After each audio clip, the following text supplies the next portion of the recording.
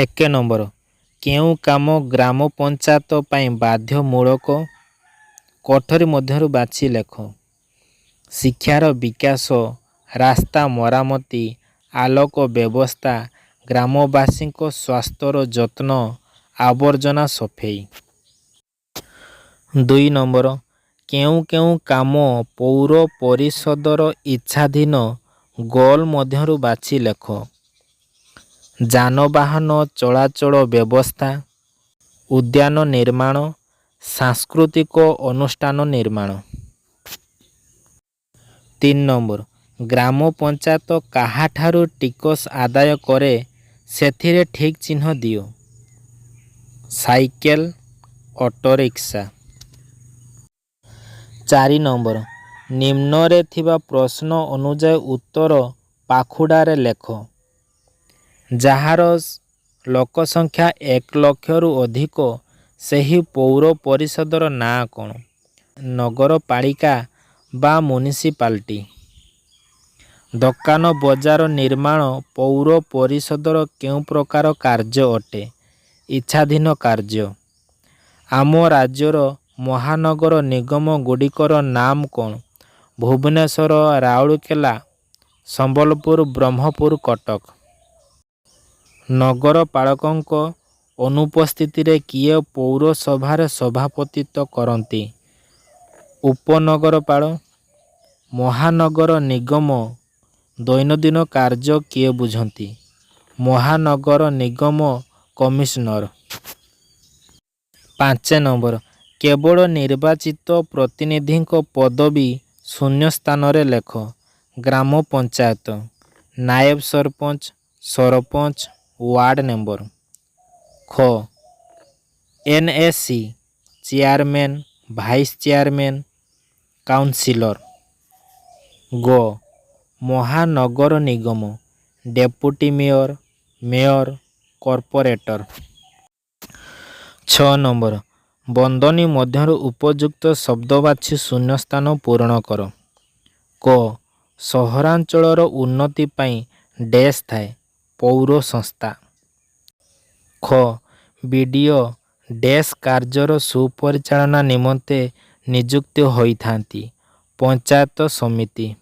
ଗ କଟକ, ଭୁବନେଶ୍ୱର ଓ ବ୍ରହ୍ମପୁର ଆମ ରାଜ୍ୟର 3ଟି ମହାନଗର ନିଗମ।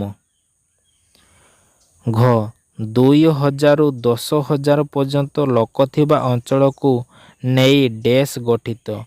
ଗ୍ରାମ ପଞ୍ଚାୟତ ଗଠିତ।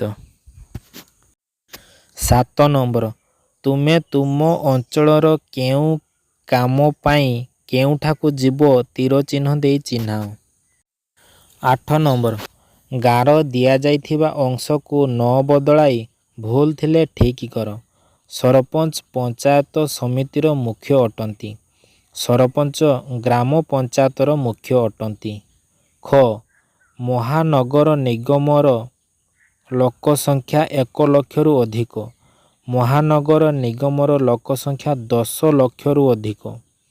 ଗ ଗ୍ରାମ ପଞ୍ଚାୟତରେ ନିର୍ବାଚନ 6 ବର୍ଷରେ ଥରେ ହୁଏ। ଗ୍ରାମ ପଞ୍ଚାୟତରେ ନିର୍ବାଚନ 5 ବର୍ଷରେ ଥରେ ହୁଏ।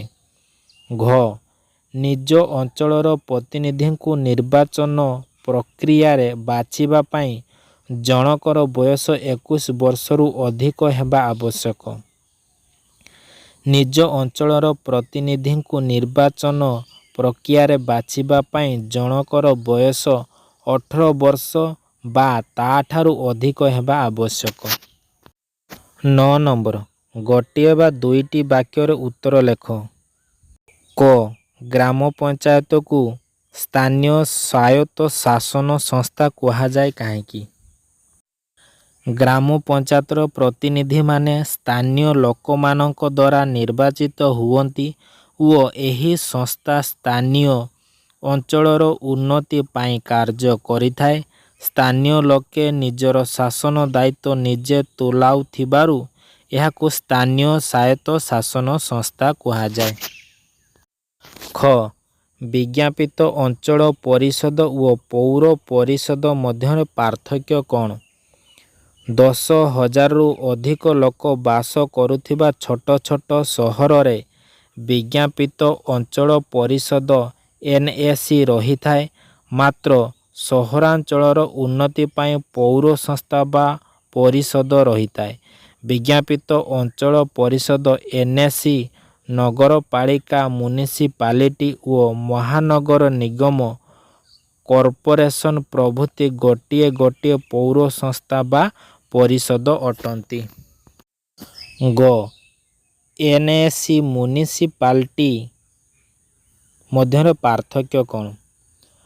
10,000ରୁ ଅଧିକ ଲୋକ ବାସ କରୁଥିବା ସହରରେ NAC ଗଠିତ ହୋଇଥାଏ, କିନ୍ତୁ 1,00,000ରୁ ଅଧିକ ଲୋକ ବାସ କରୁଥିବା ସହରରେ ମ୍ୟୁନିସିପାଲିଟି ଗଠିତ ହୋଇଥାଏ।